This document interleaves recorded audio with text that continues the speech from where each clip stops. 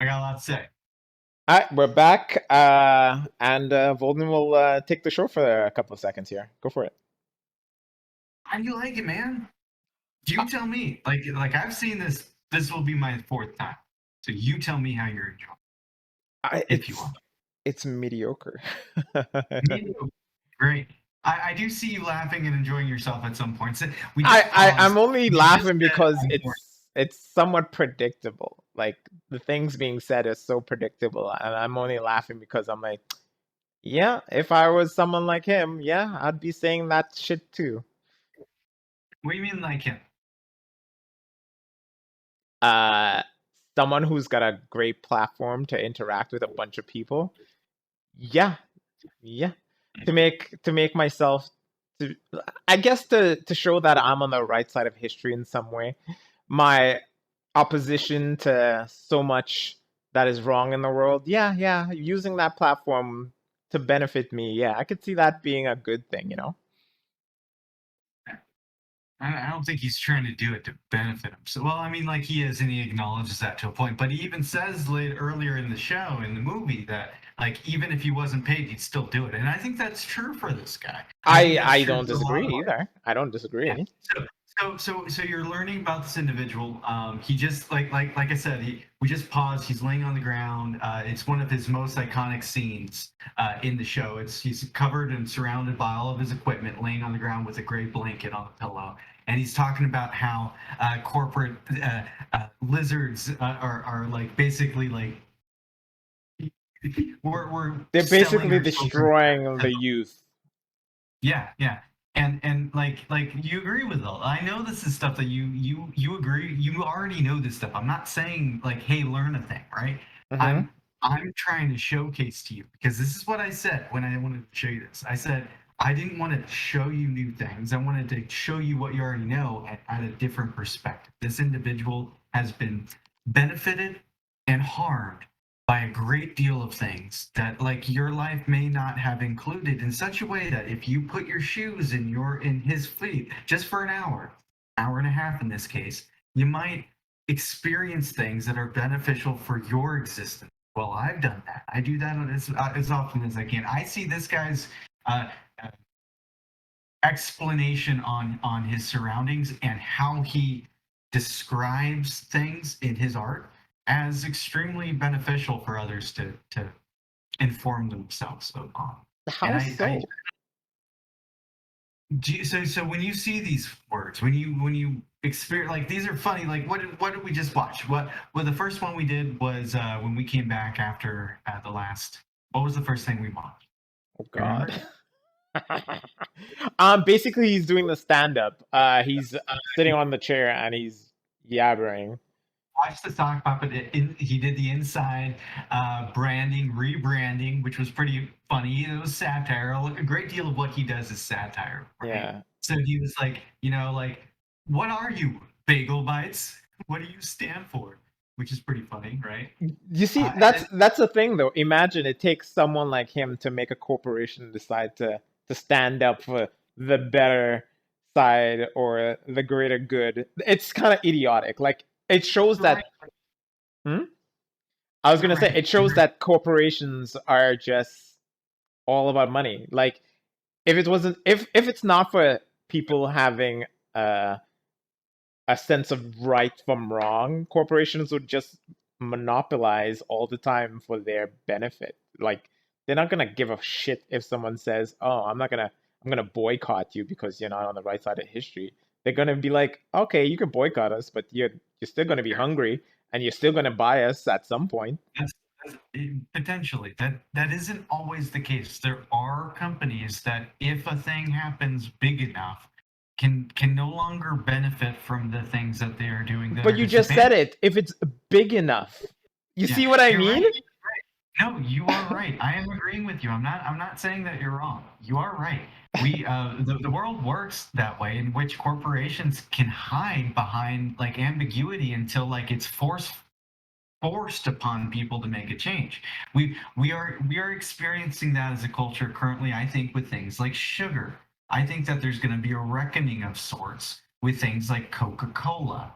for example, these giant corporations whose only goal is to force feed empty calories down our throats. This isn't a good thing. It's not a good thing that they're as big as they are. And you would imagine that once they get that big, they would want to continue their existence. I don't like fault them for wanting to stay afloat. They just weren't aware that what they were doing at the time was extremely disadvantaging their citizens, to the point where now that we have the science to prove that, we need to like go to them, hey, like, hey, we need to scale your shit down. We need to like, hey, instead of doing all this stuff, we need to like that's what we should be doing. And instead, we're just like forcing them to like change or die, and like companies don't like the threats. I get where they're coming from. I get why the world works the way it is. I don't agree with it. I agree with what you're saying, and that it sucks. There is a way to fix it. The way to fix it is that the corporations of tomorrow don't have to be the corporations of the past. And that's just true. We have better corporations today that are starting up than we do previous ones. We still have some that are shitty and horrible, but they end up dying out a lot sooner now. You have like the only ones that are surviving that are shitty now are the giant corporations, right? All the shitty ones that are being shitty at like at the state level, they die out really quick because they have to be collaborative. They have to be. Big ones, they don't have to be. They're the big sharks in the tank. They're gonna die. And what's left are all of these companies that are medium-sized companies that had to make it through collaboration in the first place. And that is a fact. I mean, that's an economic security blanket, if you want to call it that. I agree with you. Going back to Bo Burnham, and we might have to cut some of that. Like, this guy shows you a thing, and like we were watching things. He's funny and he's witty, and he like what about the white woman's Instagram? Did you like Instagram? that one? No, Was that funny? not particularly. I mean, it I was didn't see accurate, anything that was humorous in it. but was it accurate? I don't know. I don't have Instagram. You don't know the pop culture references of like white women in Hill Valley and Valley Girls and that whole like, oh my god, and just like or the really blonde like pretty women like on like Snapchats and stuff like that, the social influencers of sorts. No, you No, don't know this I pop culture don't, reference. and I think it irritates the shit out of me if they're when people are like, "I'm an influencer." It irritates the shit out of me. So I didn't ask you if you watch it because I don't watch it either. I No, no, asked I'm you if saying you. I am not aware of it. I've only heard of influencers, and I end up watching The Circle on Netflix that had influencers or some shit in some kind of That's your only reference to social influencers. that's Kim my only Kardashian. social reference to it, and it irritates the shit out of me. Kim Anyone who wants to Kardashian. be like that is, yeah, lame. You can consider Kim Kardashian like an early beta, alpha. I would say alpha social influencer. Paris Hilton is another one of these individuals. Yeah, Like these individuals that like were famous for being famous, right? That's where it started, and then YouTube and the Snapchats and the Facebooks and all that stuff just blew it even further to the point where people could be famous just for being them who they are on a camera. I mean, that's what you're trying to do there, my friend, aren't you?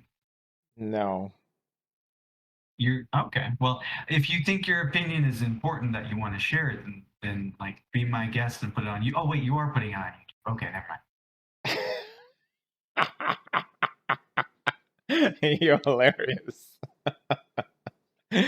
Uh, epic. Um, I'm just not gonna sugarcoat it. How are you enjoying this film? He is laying on the floor, like in the middle of nothing.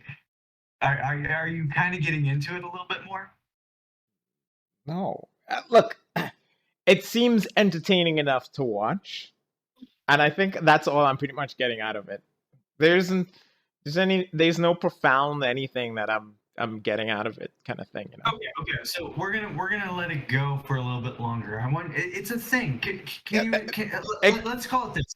Wait, did you like the first 10 minutes of your like potentially your favorite book. Like some things require the full and thing Yeah, to enjoy. it's called an acquired taste. It's something that you acquire over time. I get it.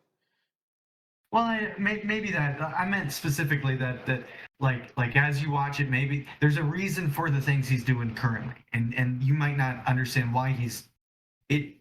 There's a reason. You'll see. Okay, so let's continue on. Okay, and that we'll continue watching. All right, so I'm gonna hit play when you tell me.